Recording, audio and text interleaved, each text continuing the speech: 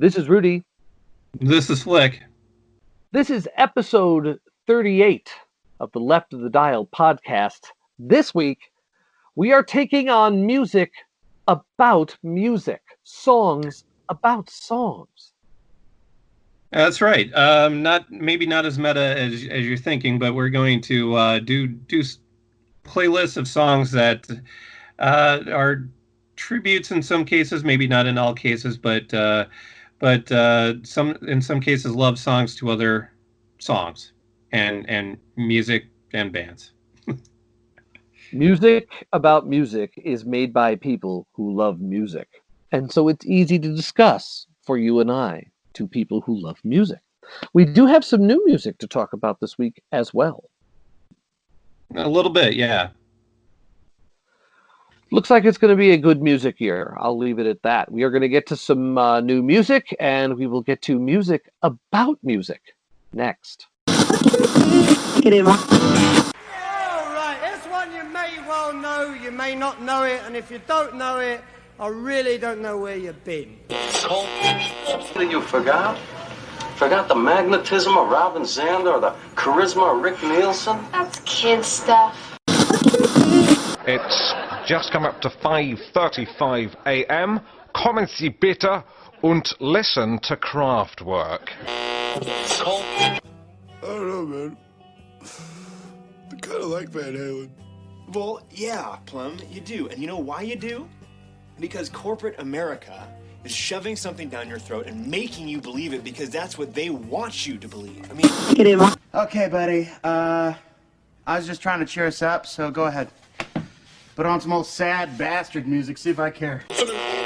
That was Big Yellow Taxi by Joni Mitchell, a song in which Joni complains that they paved Paradise to put up a parking lot. A measure which actually would have alleviated traffic congestion on the outskirts of Paradise, something which Joni singularly fails to point out, perhaps because it doesn't quite fit in with her blinkered view of the world. Nevertheless, nice song. How about the tunes? I want you to want me. The Dream Police. Da-da-da-da-da-da-da. Your mama's alright. Your daddy's alright. I get by because the people make a special effort to shop here. Mostly young men who spend all their time looking for deleted Smith singles and original, not re-released underline Frank Zappa albums. Gang. Yes. I mean, look, you can play an E pentatonic scale at 100 miles an hour till somebody's ears burn off. You can learn that, right? But finding the tangents within the framework, therein lies the artistry, man. God made your ears. You didn't make them. You gonna argue with God's ears? If it sound good and it feel good, then it's musical. So play it like I say play it. From the top. That was Sweating Lunatic Iggy Pop, part of our Tuesday night punk pack, which is climaxing at midnight with Madness. This is Norfolk Nights with Alan Partridge, and we're in the middle of Super Talk. Super Talk! All right, we're up to episode 38 here on the Left of the Dial podcast. Up this week, we are going to talk about music. Although, Flick, you might take issue with me on that. I'll put it this way. My list is music about music. Is your list music about music? Well, songs about music. All right. Songs about music. We agree then. Perfect. Right, yeah. Excellent. And we want to talk a little bit about, we've got some big new music coming up, or that came out on Friday. It's turning out to be a pretty good month for music here, old June. Yeah, and a couple of mine are not exactly from this past Friday, but recent ones that we haven't discussed yet. Well, you're the Neil Young fan, so I don't know if you want to dive how deep we want to go on this, but the second pre-release from the what's the name of the album? I'm forgetting. Homegrown, yeah, Homegrown. So Vacancy came out. I really dig that. Was that something that Neil fans already knew? Did everybody know that song already? Not really. That isn't one of those. There are quite a few songs that were piecemealed out that would have been on Homegrown. Homegrown was an album that would have come out after On the Beach, and Neil also had Tonight's the Night in the can, and decided he wanted to put that one out, and then didn't end up putting Homegrown out at all. And so some songs ended up here and there, like Stars and Bars. Some ended up on the Decade compilation. But yeah, the single here isn't anything that's been released on anything official as of yet. And I don't know. It's good. Very soon we will have a full album to talk about, and then until then, I probably don't have too much to say, but it is a good single. Yeah, new Ty Segal's pretty good too, I think. Yeah, the new new Ty Segall. Yeah, she's a beam, and backed with Milkbird Flyer. More good stuff from Ty Segall. I thought the Blitzen Trapper. I can't remember if there's two or one, but I thought Magical Thinking was very good from Blitzen Trapper. Yeah, and another couple that came out on Friday that I like. I Remember Everything, which was the last song that John Prine ever recorded. So that probably is a single only release. I don't know that he had like a full album in the can or anything like that, which is good. The song is good.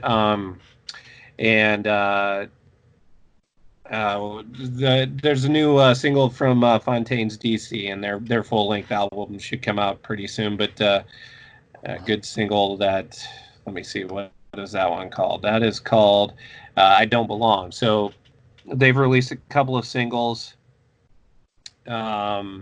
Vacancy by Neil Young. And then other recent ones, Sharon Van Etten and Josh Homme covered What's So Funny About Peace, Love, and Understanding recently, which I liked a lot. I mentioned last week the new album by Run the Jewels is very good. I recommend that. And Betty Levette with her version of Strange Fruit, unfortunately appropriate, was released this week as well. Yeah, and then also recently Elvis Costello has a single out, which is really, it seems almost Bob Mould inspired. It's very, very loud, very distorted, and good, really good. But not, maybe not what everybody would expect from a new Elvis Costello single. So interested to see what will be coming along with that in the near future. And then the other thing, also worth mentioning that the new X album is something I still am listening to quite a bit, and I think one of the right up there at the top of the albums this year for me. Yeah, it's a good one. I think the new Hani El Khatib is going to be my album of the year, but we'll see. Last single I would like to mention is the Boomtown Rats new one, There's No Tomorrow Like Today. Surprisingly good. The output of the reunited Boomtown Rats is better than I thought it would be. It's better than a lot of the Bob Geldof solo stuff, I'm sad to say. It's been good so far. Well, we are about at the halfway point of the year, so it is probably worth mentioning what our favorites are so far.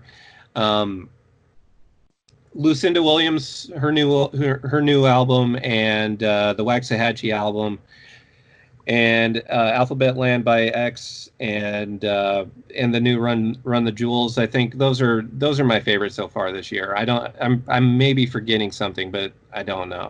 Not that I'm aware of.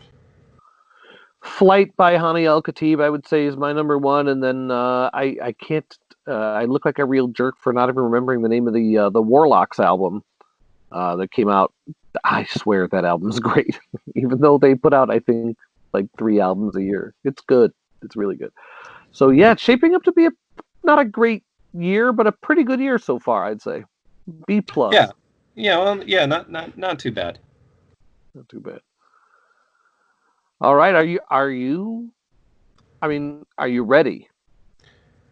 Uh-huh. Well, all right, Flick. Let's go. Okay. Um, let's discuss. We. What was the name of your playlist this week? I really don't know yet. I'm not sure yet. It might be. I was going to call it American music, and then I realized that that doesn't quite encompass it. Well, it kind of does. It might be American music, um, or it might be.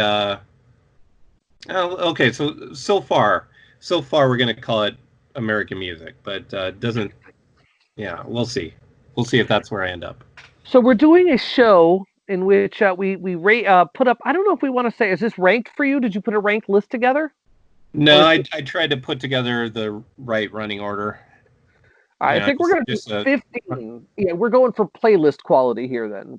Not necessarily definitive playlist, but just this is solid playlist song music about music is the way I would describe the theme, or at least that's the way I went with it. Yeah, songs about music.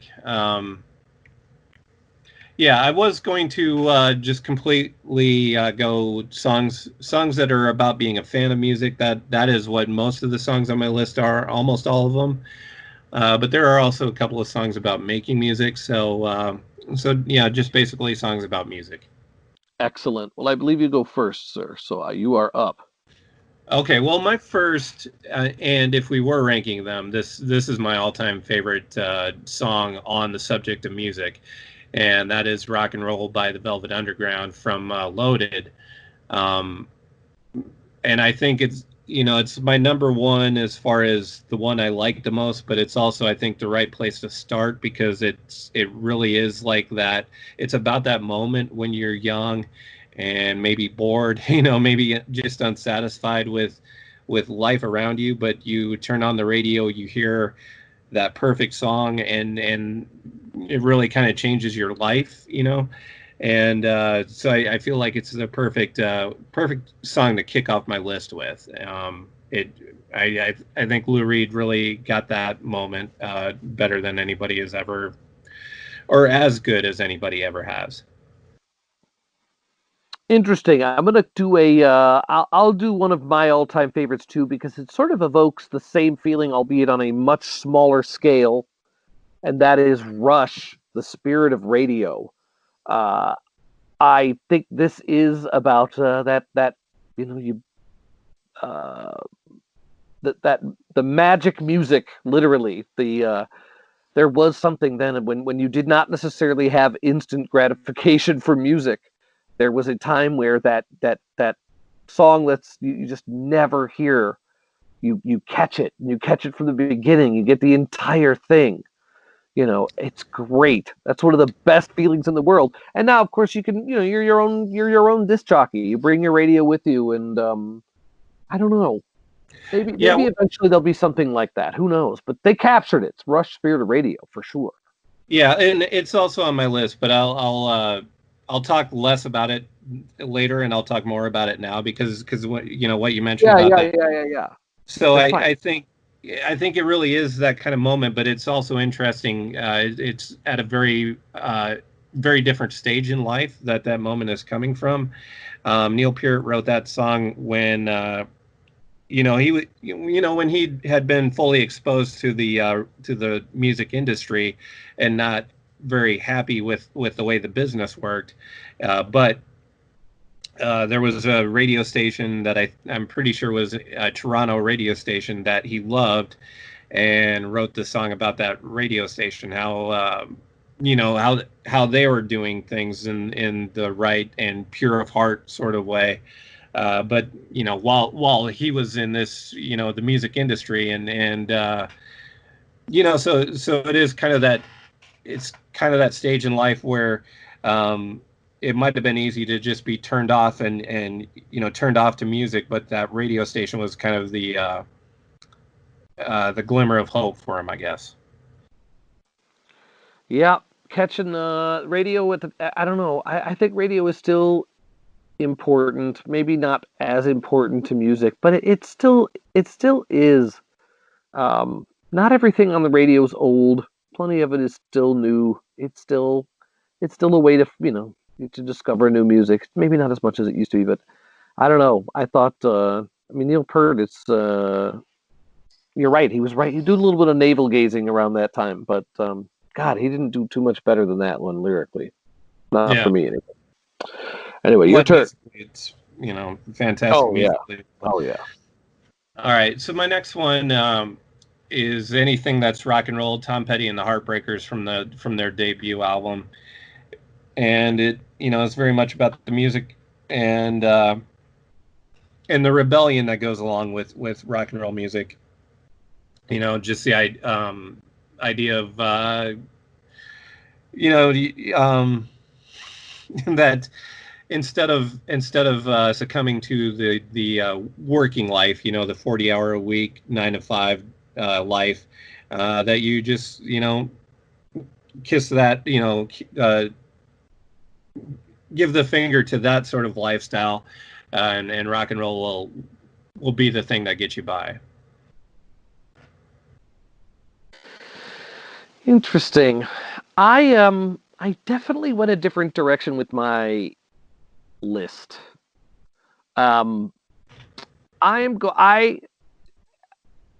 There's a pick. One could have a pick of songs about the cliches of the music business. I think Jukebox Hero is probably the most offensive of them. Just if you're going to write a song about being a hardworking guy named Johnny in a band or whatever, like that. To me, if you were singing songs about being a hardworking guy in a band like after 1985, you were just out of ideas. Let's just admit it. You were just flat out of ideas. I think Bad Company got Shooting Star in well before 1985. I can't remember which album it's on. Yeah, Jukebox Hero was also before. Yeah, Bad Company or Shooting Star was off of Straight Shooter, which was their sophomore album. All right, but so that's way. Jukebox Hero was also before 1985, though. Just FYI. Would you say that Jukebox Hero though is sort of just a chintz ripoff of Shooting Star? Is it really just Shooting Star adjacent? As I was thinking about it, it might just be a different take on Johnny Be Good, because it's the guy with the guitar that, I don't know. Into the Great Wide Open is just sort of is like a snarky rewrite of it. But yeah, all of these things are kind of rewrites of Johnny Be Good, I think, or carrying on that theme of Johnny Be Good. All right. Well, the Johnny Be Good Lost Highway genre. I had to give the nod to Shooting Star by Bad Company. It's just something so quintessentially 70s about Bad Company that, and was it Golden Smog did a fairly, I think, reverent cover, so I'm not ashamed. Bad Company, Shooting Star. Yeah, there's Shooting Star, I think, is a good song. I don't have any problem. I like Bad Company, especially early Bad Company. I should say I like Paul Rogers' Bad Company. Not so much whoever the other guy was. I don't remember who that was, but Paul Rogers and Bad Company, I think that's a pretty good deal. Yeah. All right. Okay. So my next one, actually, I went out of sequence because the song that I'm going to say now, this is actually my number 2. Anything that's rock and roll by Tom Petty and the Heartbreakers is actually 3. So we'll just switch those around. Violent Femmes with American Music from Why Do Birds Sing? And I, so far, it's my working title for the playlist as well. But a song I like, and interesting, probably not accidentally, very non-specific about the type of music that is being talked about in this conversation. It's just American music. Could be jazz, could be blues, could be rock and roll, could be a lot of things, but just described here as American music. Yeah, that's a great one. I don't listen to that one often enough. This will give me reason. Good call. I think Why Do Birds Sing was a pretty good album. I think it's most everybody talks strictly about the first Violent Femmes album. I think Why Do Birds Sing was also a really good album. Blind Leading the Naked was great, especially their cover of Children's Revolution. If you don't, no, okay, good. I thought you were dissing it, and I was like, ooh, it was going to get nasty there. All right, I was a copywriter at an ad agency at one time in my life. When I left radio, the first thing I did is I moved to New York, and I was a copywriter at an ad agency. And one of the things I learned from one of the old copywriters I met was there's an adage in the advertising business, which is when you have nothing to say, sing it, which was just sort of a shorthand of like, look, there's really nothing you can say about this product. Let's just have a snappy little jingle and do some dancing and have the bottle of soda dance across the screen. Like, there's a point past which, like, you don't have anything to say, but you gotta keep going somehow.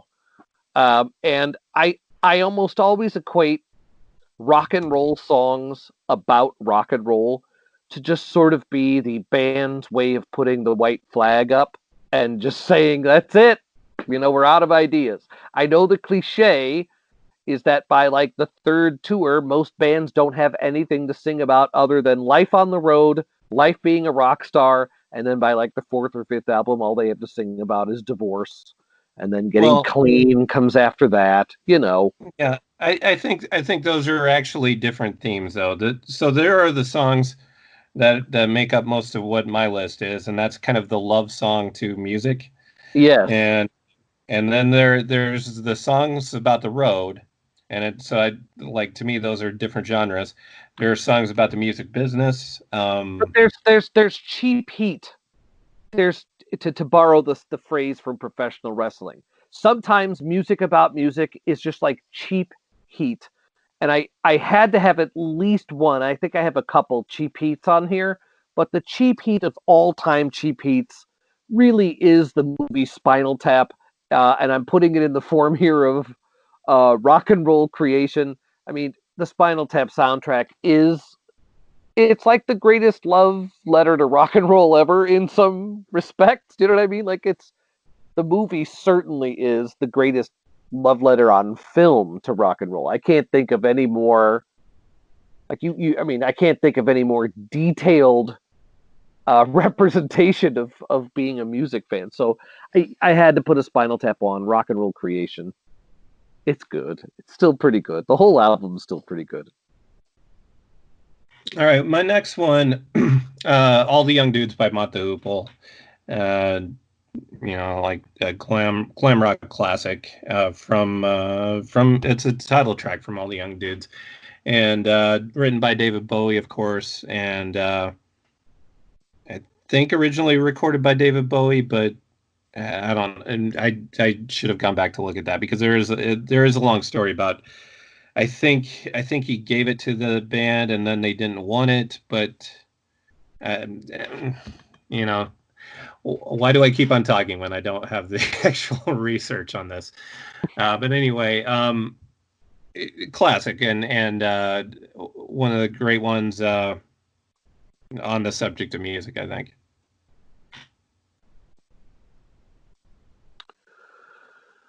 I am Mr. Fleck, I don't want you to think I'm taking the I'm not. I'm gonna do a series of songs here with my next picks. These are not with a smirk. Like, I'm not doing some anthropological hot take here. There is just a genre of music about music that I loved when I was a kid. For whatever reason, when you're young, like, songs about rock and roll still had some sting in them in the mid 70s. So I remember We're an American Band by Grand Funk Railroad with like Reverence. It just like, first of all, the song says, "Come on, dudes, let's get it on," which, I didn't even know what they were talking about, but it sounded great. It just sounded great. It sounded like, sounded like they were describing like the best possible things you could describe. I mean, I don't know about Omaha, but I don't know. Maybe depends what you like. I don't know. There's not too many songs that are all that much better about life on the road than and life being a musician, life about the life of a music maker than We're an American Band. So why would you not pick that one for the more cowbell skit on Saturday Night Live? It's way more over the top cowbell, way more over the top. Blue Oyster Cult is probably just a band name that lent itself more to comedy. I don't think there was that much thought put into it, really. Perhaps. You love We're an American Band, don't you? Sure. Right. Well, that falls into songs about the road for sure. So yeah, there are definitely subgenres within this overarching thing that we're talking about. I don't know. Is that the free space on the bingo board of songs about the road then? We're an American Band? That's a good question. It's got to be in consideration. But anyway, all right. Well, I did. I completely bogarted that segment. Really, that could be a show in itself, just songs about the road. Although I don't know how many of those songs are actually good, but definitely there would be enough of those songs to fill the space. Yep. All right, well, it's your turn. Turn the page. Okay, well, my next one, one of my favorite songs on the subject. I made a list of my favorite songs on the subject. So what am I talking about? But right at the top, though, if we were ranking them, Roadrunner by the Modern Lovers, definitely. Not just being in love with modern music, but being in love with Boston, or being in love with Massachusetts, and being in love with the radio on, while you're driving past a Stop and Shop. It's I think we all feel this way when we love music. There's something about it, about the feeling it gives you when you're pumping it on the car stereo. Yeah. This is I think my favorite song on the subject of blasting music on the car radio for sure. You know what? You have to come up and hang out with me because I drive past Stop and Shop constantly where I live. I live in Harrison, New Jersey, and I find myself in Massachusetts frequently enough. Leave it at that. But if you're driving around Massachusetts having a ball, listening to that, there's really not too much better than that. I have to say, when I was young, a young Midwestern lad, the idea of the Northeast was very off-putting. I would think, oh, it's all snooty rich people, whatever. And there are snooty rich people, but Massachusetts is the bomb. Vermont is the bomb. They're awesome. I'd love to live up in Massachusetts. It'd be great. I'd listen to so much more Jonathan Richman. Well, Jonathan Richman was definitely in love with that, but if somebody from New Jersey wrote it, they'd be driving past the Wawa, though, I'm sure. That is true. I do also drive past the Wawa frequently enough. Although the shit in New Jersey, I don't know if America knows this, but that New Jersey is full service gas only. You can't pump your own gas in New Jersey. It sucks. Anyway. So on the subject of that and music, there's a Titus Andronicus song that mentions pumping your own gas. So yeah. All right. Well, we're gonna do a New Jersey show someday, so just keep that one on the side for me. All right. Yeah. If we do that show, then it's going to be very loaded with Titus Andronicus for sure. Excellent. And the Wrens. I'm going to go one more. You know what? Now that I look at it, I do have a couple more visits to it sounds schlock. And just because I'm sort of smirking a little bit, I really do love some of these metal records I'm talking about. I picked Crazy Nights or Rock and Roll Crazy Nights by Loudness because it's got one of the most awesome little guitar parts going into the chorus. It's very structured, very interestingly. I've always loved that song. it's literally just, I believe that the singer at the time was not a native speaker of English. They were just a music fan. Like a lot of the international music tends to be like the electronic oriented stuff because there's no lyrics. But before that, before the electronic music stuff, you really could just count on incredible strings of like genre specific cliches. And Loudness, Rock and Roll Crazy Nights is just the most exuberant expression of sort of general like heavy metal lingo I've ever heard. And I love it. I listen to it constantly. It's great. I still listen to it. So Crazy Nights by Loudness it's ecstatic I love it. It's one of my favorite songs about music. And it does say that I'm a hero. So very important. Loudness, Crazy Nights. All right. My next one is another tribute. Or I guess not another tribute, but well, these are all kind of tributes. So this is kind of the first of a run of tributes, though, to specific musicians. And it's a song by Sloan from Navy Blues, which is called Iggy and Angus. Of course, Iggy refers to Iggy Pop, and Angus refers to Angus Young from AC/DC. So two musicians I love. So, hard not to love a song that mentions both of them, but it's also a song that rocks quite a bit and a good song off a good album. That's about it. That's about it on that one. All right, I'll use that as an excuse to do I'm going to knock off a couple metal ones in a row here. I'm going to talk about AC/DC. My favorite quote, I can't quote directly, but some interviewer was giving Angus Young a hard time about like Fly on the Wall, I think, or Flick of the Switch, I think. And the music reviewer says to him, I think this sounds just like the last record. And Angus Young says, I completely disagree. I think it sounds like every AC/DC record. That's one of my favorite things I've ever read. I hope he really said that. Yeah, that is one of those it's like a yogiism where you just like you don't know if Yogi Berra actually said some of the things he gets quoted on. That would be one of those. I hope he did, man. So I'm just going to throw, I don't know what makes these ridiculous old men think that there's a human being on earth who wants to buy songs about rock and roll at this point. I don't know. They must not have any friends like to tell them, like, please stop naming albums things like Rock or Bust. Like, come on. Really? Who's looking for this at this point? But they're so good at it. I'm going to give them a pass. I feel like you have to mention AC/DC in this genre because nobody has sold more records about rock music, I think, probably than AC/DC. So Rock and Roll Train should have been a big hit, but it's another dumb song about rock and roll. But the riff is great.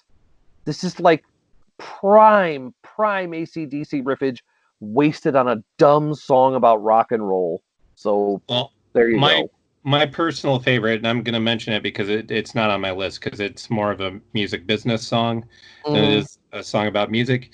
But it's a long way to the top if you want to rock and roll from that's early AC/DC and one of my very favorite AC/DC songs. And so if it wasn't more really about the music business than about music itself, then I would have put it on my list because I really love it. I'll give you a hot take. Here's a hot take. I mean, Brian Johnson saying more about rock. Bon Scott saying it better. Rocker is great. Long way to the top if you want to rock and roll. Great. Yeah, I think Bon was better at it. His highlights are higher. That's all I'll say. Yeah, well, I probably agree. I haven't really looked that over, but I probably agree. Yup. Okay. All right. So again, I have like a run of tribute songs. My next one is a pretty personal one for me, which is Alex Chilton by the Replacements from Pleased to Meet Me.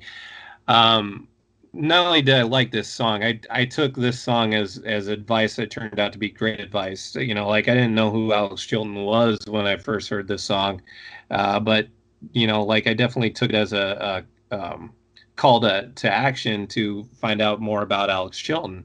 And, once I did, Big Star became, another of my favorite all-time bands. So, so I have Paul Westerberg to thank for that. Yeah, and in its own right, it's just a great song. It's a great song that one of the Replacement's best, really. Absolutely, and I mean, if I was doing this with any other person, I would have put that on my list. But out of respect for you, sir, I didn't even approach my list.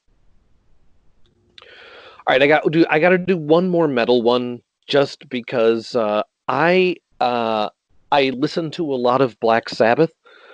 As I get older, I grew up during their prime. And my uncle used to play a ton of it, so I knew all of it, but I don't know why I went a few years there where I wasn't listening to it, and it made me go back into Ozzy's catalog. And I gotta say, his first couple solo records are also fantastic. I'm gonna pick one from him. I don't know. I think it's still a classic from him. It's "One Up the B-Side," which I don't know if that was actually the single B-side or not. But it's on the Bark at the Moon expanded edition. So I'm assuming it was the B-side for the song Bark at the Moon. But "One of the B-side" is great. That was still prime Ozzy. And I'm proud to have it on my list. All right. My next one. And by the way, I'm a fan of the A-side of that one. I don't know the B-side, but a fan of the A-side. All right. Okay, my next one is from Uncle Tupelo, and that is D. Boon, which is a tribute song to D. Boon of the Minutemen, and really a good. So this is a Jeff Tweedy song, and talked a little bit a couple weeks ago in the 1993 show about Jeff Tweedy. So Jay Farrar was like the more prolific of the two at the time. But Jeff had good songs too. He just didn't have as many of them really, and D. Boon was one of his really good songs. But also, yeah, I mean it's about the Minutemen, about being a fan of the Minutemen, and really connecting with the song. Really feeling like somebody else wrote a song that was exactly about you, even though it isn't just about you. But really a good song about making that connection with someone. I'm going to move up, and I'm going to just add by saying I threw on the Minutemen's history lesson. In part, you reminded me, but I was going to put a Minutemen song on there because they have so many good songs about music or musicians, or at least tangentially about those things. But you were right. History Lesson was the one to grab. Although I'm not going to start reciting the lyrics here, because once you do, you're going to find yourself walking around your house reciting these lyrics to yourself all day. And if there's anyone else in the house, they're going to think you're a damn weirdo. But it's one of my favorites by them too. So History Lesson Part 2 by the Minutemen. But has one of the all-time great lyrics, which is "Our Band Could Be Your Life," which, of course, Michael Azerrad used for the title of a great book about bands from the American Underground in the 1980s. And yeah, I mean, History Lesson Part 2 is one of the very best Minutemen songs, and a good starting place if you don't know the Minutemen that well. Corn dogs. Yeah, that's right. Okay, so my next one, this kind of caps off my string of tributes to specific musicians, and that is Sir Duke by Stevie Wonder. Not really rock and roll per se. He's talking about jazz here, really connecting with jazz. Yeah, and I don't know. I love Stevie Wonder, and don't know what else to say. It's a great song, and Stevie Wonder's great. Yeah, I had a real victory this week because I've been seeing my nephew, and he's a sponge for music. But I had a hard time getting him to Stevie Wonder, but I was able to reach him this week with a couple cuts. I don't know if I'm ready to go with that one right off the bat, but he's seeing it. It's such a good record. We should do an all Stevie Wonder show soon. We definitely owe him one. All right, I did. Go ahead. It won't be a birthday show because he just had a birthday last month, but yeah, we'll figure out some. It's never going to be. You don't really need a reason to have a Stevie Wonder show other than it's a Stevie Wonder show. That is true. I concur. I'm up next. I think I've always been interested by the debate of where does punk come from. I do think punk is American, but the best expression of punk is the Sex Pistols' Nevermind the Bollocks album, and it's by a country mile, really. Like, it's by a country mile. And by the end of that album, they basically were completely sucked into the music business, and I think they jumped out rather than be spat out. You can't leave behind too much. Literally, like, that album was Scorched Earth, and they finished the album especially with Scorched Earth, and that's EMI, one of the best sing-alongs on an album full of great sing-alongs. To write an absolutely subversive song about a record label, I suppose, isn't by that point was probably a cliche. It might have had more impact, 10 years earlier. That might be a subgenre of shows too, though, is songs about poison record company relationships. I don't know if there's enough great ones. Right. That would be more. So again, that's one of those subgenres where it's like songs about loving, love songs to music, songs about the road, songs about the music business. I think there probably are enough good songs about the music business that we could do that, because that sort of place of bitterness, and anger, it does lend itself to artistic, good, excellent artistic expression, at least on occasion. Yeah, it doesn't have to, but yeah, I think there are enough examples of where it does. I think even Nick Lowe's "I Love My Label," because I don't think there's any way to take that literally. I don't think Nick Lowe really loved his label, but so I take that as sarcasm. But yes. But I think there are all kinds of good songs like that. All right. Okay. So my next one is "Groove in the Heart" by Delight. Mostly because I don't know. I don't know that everybody takes this song all that seriously. It was, like Delight was maybe mostly considered a one-hit wonder. The "Groove in the Heart," though, is an excellent tune, and maybe wasn't mostly presented in the right light, because being presented on top 40 radio, I don't really think it was that good of a fit, but I think it's an excellent song, and certainly catchy as hell, and like a good example of where funk and psychedelia and maybe even some elements of hip-hop sort of work together really well. We didn't talk about this one before the show. I listened to that song today in the car as loud as I could. I love that song. And I got lucky. I heard What Is Love by them first on the student radio station at the University of Iowa before I heard Grooves in the Heart. So I first thought of Delight as like this, super cool New York club band, and maybe they were at one point. I don't know. I didn't live in New York. I wouldn't know a cool club from an uncool club, at that point. So that's a great song. I agree. And Bootsy, I don't know if Bootsy Collins played on it. He was in the video though. So he's on the recording. Yeah, I think he does really play on it. He's a great. Bootsy's a great Instagram follow. Just saying.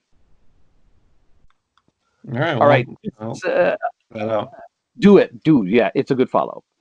So this one hurts a little bit because I have to admit, like I went to the Sex Pistols first, and I've really had a long story arc where I like hated classic rock because I like the Sex Pistols, and I worked at a classic rock radio station, which also made me hate classic rock, and then I worked at like a classic hit station, which made me hate classic rock. So it took me like 10 or 15 years. I had to completely shut it off. It made me sick even hearing most of that stuff. One of the songs I've really rewarmed up to in a big way is Sultans of Swing by Dire Straits. I know this sounds ridiculous, but if you focus on the guitar solos there at the end, you realize like he's playing like 2 or 3 minutes of just pretty much mind-blowing guitar solo, and I think that was like the first time anybody had ever heard of them. So I don't know, maybe he was known among musicians or something, but damn, that song's good. And I've never been to I've been to a British pub before, but not like when the pub rock scene was going. So I don't know if it was a real slice of that life or not, but it sure feels like one. And I'm just gonna, it's a mea culpa. I should have never been too cool for Sultans of Swing by Dire Straits.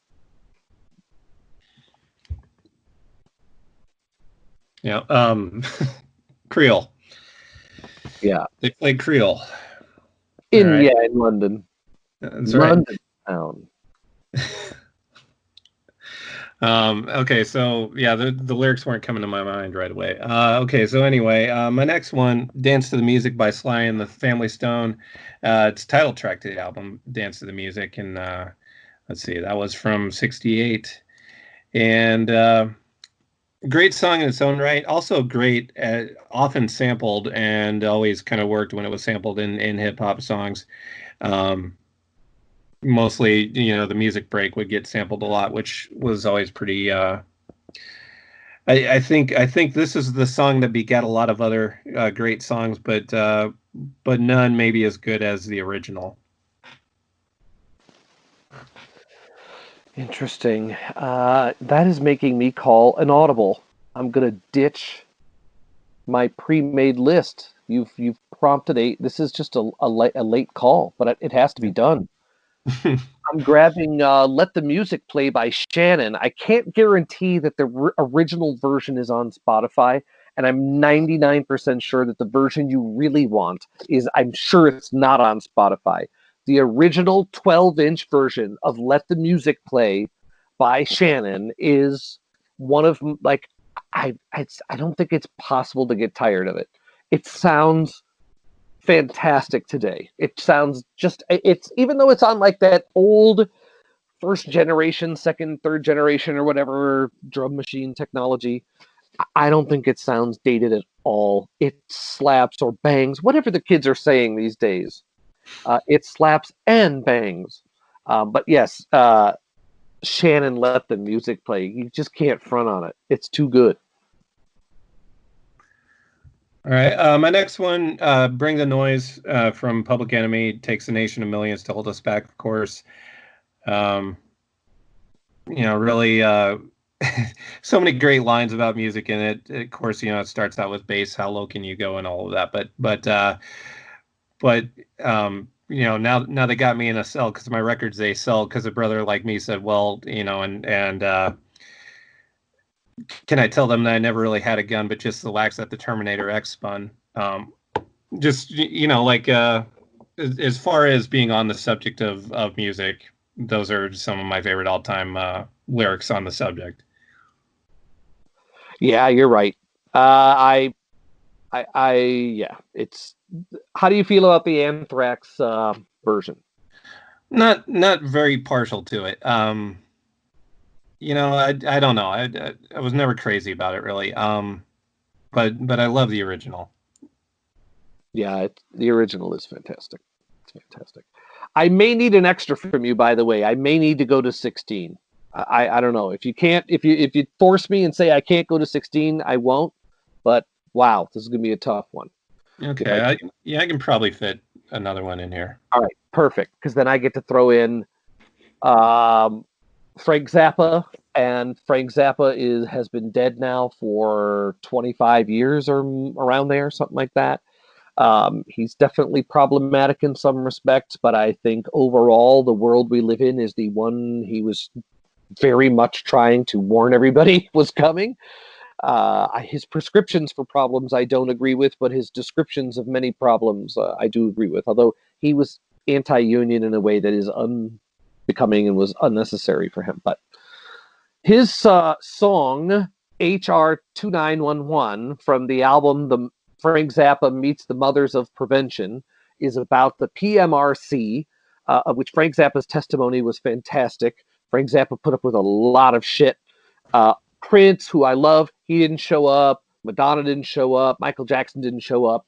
None of the big artists who were selling the kind of dirty records to kids, they didn't show up for the congressional hearings trying to keep free music free. Frank Zappa did, John Denver did, and Dee Snider did. They all deserve a lot of credit.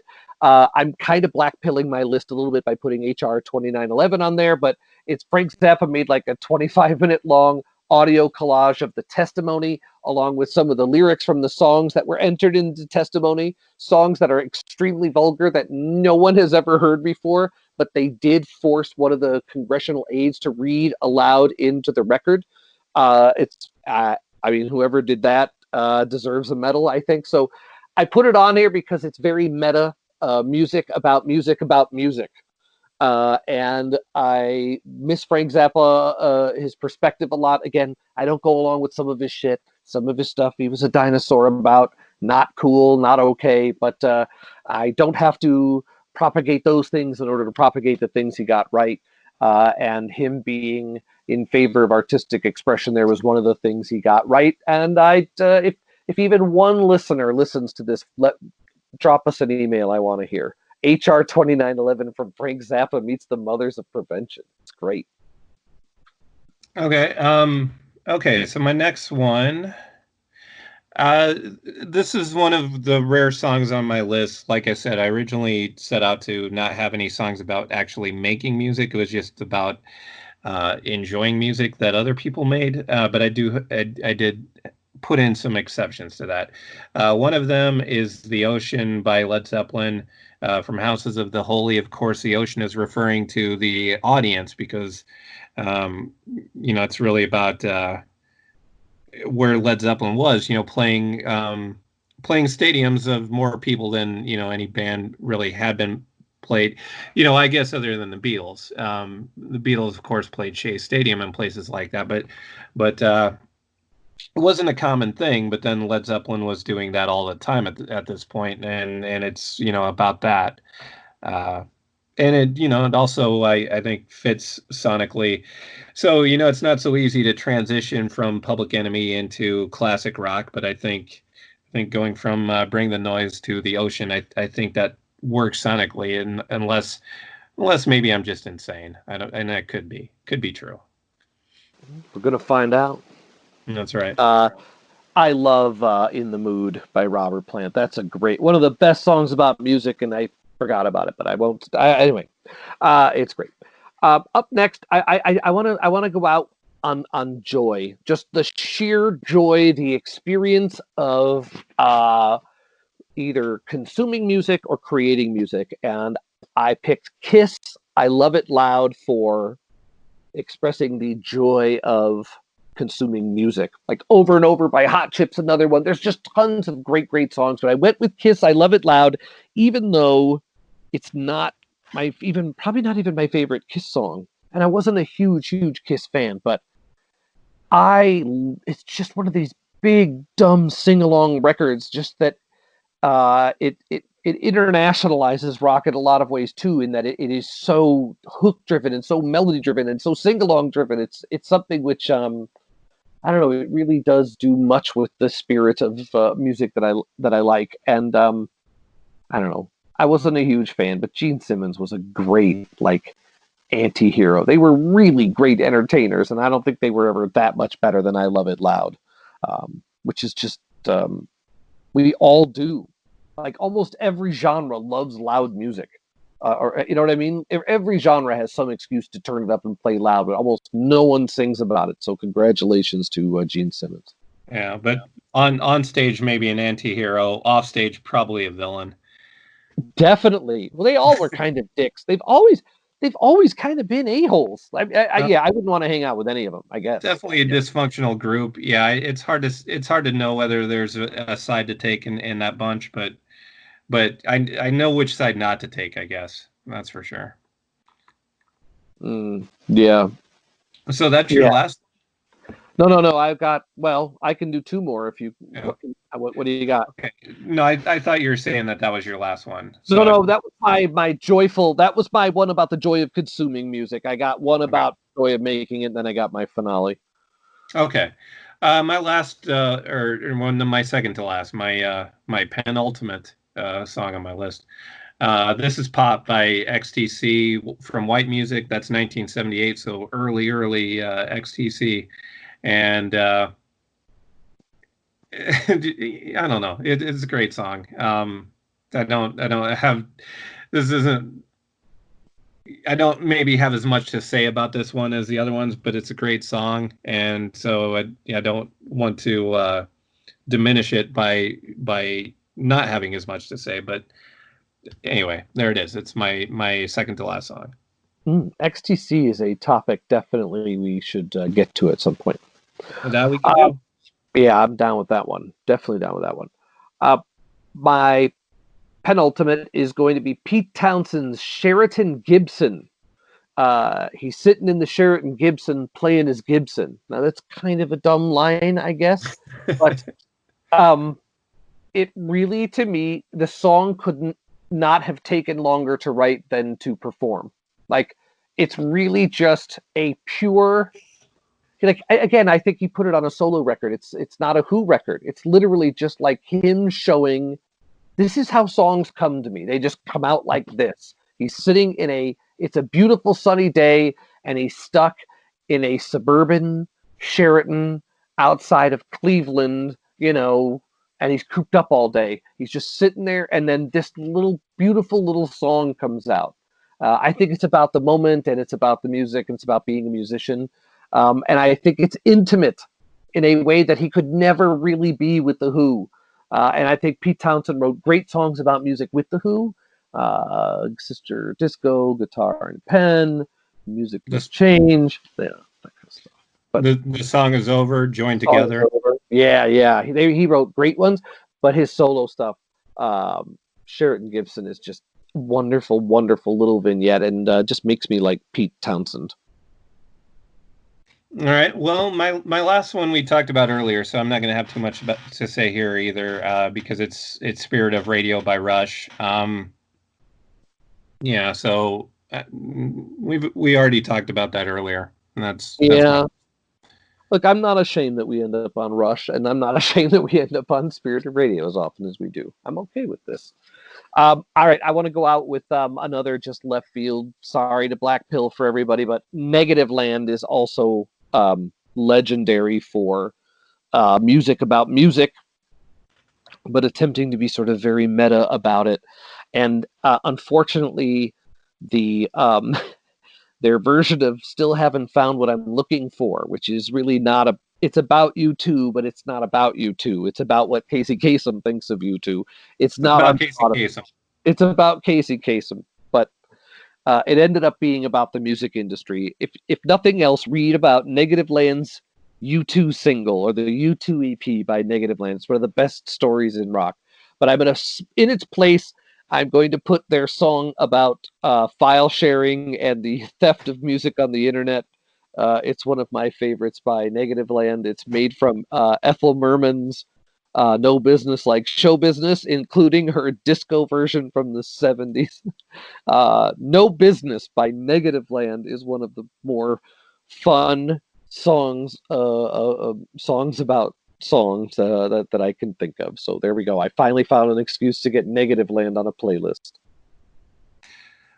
Okay, so if you want, since we're doing well on time here, if you have like any other honorable mentions you want to mention, I have a few But some of them, since we did talk about the subject of the music business, just in case we ever do a show on that, I do have a few, and I would not mention those, but I do have a few others just to throw out there. All right, go ahead. I've got one honorable, dishonorable mention to do, but you go first. Dishonorable. Okay, well, Killing Me Softly with his song, the Roberta Flack version is one that almost made my list. It's the Same Old Song by the Four Tops is a good one. Of course, we mentioned Johnny Be Good. That's one of the earliest examples of it that I'm aware of anyway. So just kind of on the subject of Johnny Be Good, though, and Shooting Star, and we kind of talked about that line. Another example of that is Ziggy Stardust by David Bowie. Yeah, that was we definitely could have included that one. I would have put the Bauhaus version on out of deference to you, but they're both tight. Well, out of deference to me, you should have put the David Bowie version on it since it didn't actually fit on. You could put it on there. They both belong on there. Believe right, that. Yeah. Oh, so. Yeah. Let's see. Well, on the Road Again, another song about the road. All right, we're definitely going to have to do a road show. Did you mean On the Road Again by Willie Nelson? Oh, no. Yeah, Willie Nelson, of course. Yeah, so I don't know. There are a few here that might end up in another list that I won't necessarily mention. Rock and Roll Fantasy by Kinks. I don't know if that ends up elsewhere, but that's a good one that could have made my list. Of course, it's not so much about loving music. It's kind of not wanting to get trapped in that love, in this example. All right, well, I'm going to throw a couple honorable mentions out, and I thought of one just as you were talking, which is Johnny Cash. Luther Played the Boogie. Yeah, Daddy sang bass too. Yeah, I mean, didn't Luther play the boogie strange? I mean, Play It Strange. Of all the things ever that the singer says to the band as they get ready to play their solo, what's better than Play It Strange? Another one of those tribute songs is Bob Wills is Still the King by Waylon Jennings. Yeah, you're right. Yeah. And then I have to do this one. We talked about this, but I didn't do it on the show. I pulled it. It was a late scratch because I was trying to stay positive. But Billy Joel, It's Still Rock and Roll to Me. This to me was him like waving the white flag and basically admitting that in order to stay relevant, he had to sort of start imitating post-punk and had to sort of give up on the rock star bullshit a little bit. I think punk ended up sort of being a counter-revolution more than a revolution, I guess. But seeing Billy Joel in like a skinny tie and stuff was scandalous at the time. I remember very well what a big deal that was. And I've always interpreted the album cover for Glass House as being him admitting that he's selling out. Anyway, he did totally sell out. But this is like a victory lap for all the good post-punk stuff. So I'm very happy when he put out It's Still Rock and Roll to Me, because it's basically, in my opinion, it's him like apologizing for the whole album being kind of like a new wave cash-in. I just thought that was like Billy Joel waving the white flag. And the next album, the album sold a ton, Glass Houses did. Nylon Curtain was a little more, didn't sell quite as well. And then after that, he made Innocent Man, which is just a bunch of reactionary crap. So, totally backward looking for the sake of being backward looking. So, this was it. This was the end of, this is the death of 70s Piano Man and, Piano Man rock, So, yay. It's still rock and roll to me. All right. Well, we haven't talked about maybe the most obvious example of it, and I'm going to go ahead and add it as my 17th song. So I'm going to add a 17th song here, and that's I Love Rock and Roll, originally done by the Arrows and then covered by Joan Jett and the Blackhearts. That's the most well-known version. kind of could go with either version. I think they're both pretty good. I'm going to go ahead and go with the Joan Jett version though. Yeah, and the other thing that got scratched that is going to remain scratched is Panic by the Smiths. I love that song and I love the Smiths, but it's one of Morrissey's moments. I think it was one of the first moments where people sort of questioned, like, I wonder if this lad isn't a bit of an asshole. Hang the DJ. Hang the DJ could have been, I think, certainly by our modern sensibility, could be taken two ways. And even at the time, there were people who thought it was over the top to say "Hang the DJ," and in retrospect, it was, and he shouldn't have. It was such a great song. It hurts me, but I'm scratching it in protest with my embarrassment that I love Morrissey's music so much. Wow. So I don't know. This is maybe a subject for another time. We all know by now that Morrissey definitely is a jerk. Yeah. But Panic is still a really good song, and I don't think there's anything to hang your head, pun not intended, hang your head about. But yeah, I mean, that's just a good song. You're not, I don't know, the material's still what it is, and if like to basically make an effort to not like it doesn't really make much sense, just because the person that created it doesn't happen to be a good dude. Well, I always thought "Hang the DJ" was referring to the song, the music they constantly play says nothing to me about my life. That was the radio to me. I always instinctively thought of that as being top 40 radio.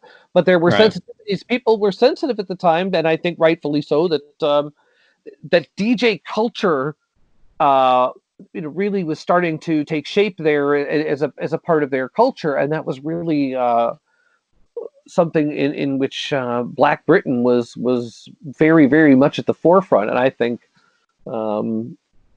knowing what we know now about Morrissey, I'm not so sure that that wasn't vaguely written deliberately. You can't be sure. So anyway, all right. Well, cover me for a second, because so by cover me, I mean, he put up with that at the time. This was a controversy at the time. I mean, maybe that was just British UK press bullshit. I don't know. But there were a couple other. I thought Bengali and Platforms was over the top, and I think again he was a bit of a troll. I think Morrissey always liked to just he's always liked being a troll, but he's sort of a reactionary troll, which is is one of those pitiless things. Okay, so that might be correct about his intention, because he does, of course, say "burn down the disco," but I think the way that you took it is also the way I took it, and I think that's probably the way most people interpret it. So I don't know if when you listen to a song, it really is about your own interpretation of it. It isn't necessarily about what's intended. Sure. But if someone were to say to me that they were uncomfortable with it, I'd stop playing it, for sure.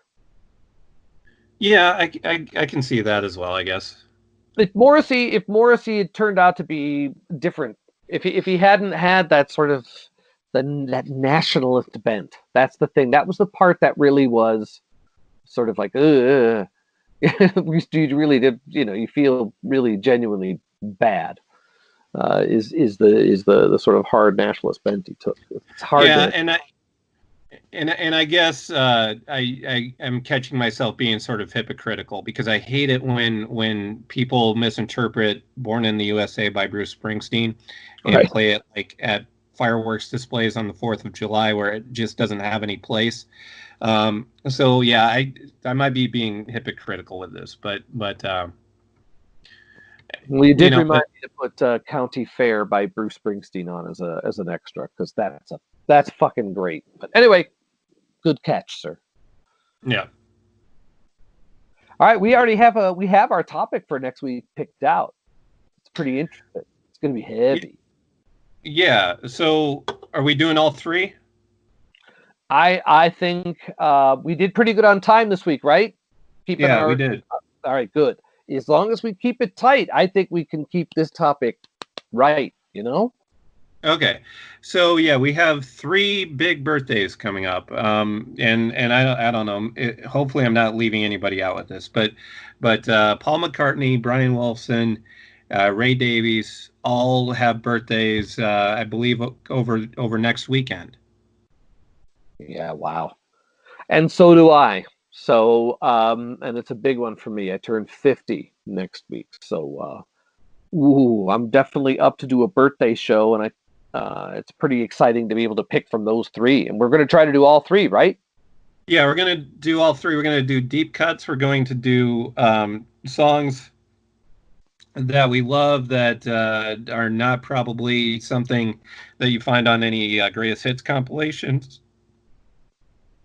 Yeah, I'm down with that. That's going to be a good one. So we'll see you. That'll be episode 39, if I'm not mistaken. Yeah, and that's right. And I think we're going to call that format the deep dive.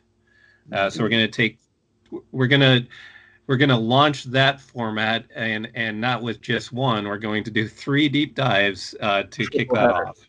Wow. Triple header. Yeah, that's right. That's a big one. But I think we're up to it. Yeah. We will see you then. We'll see you next week.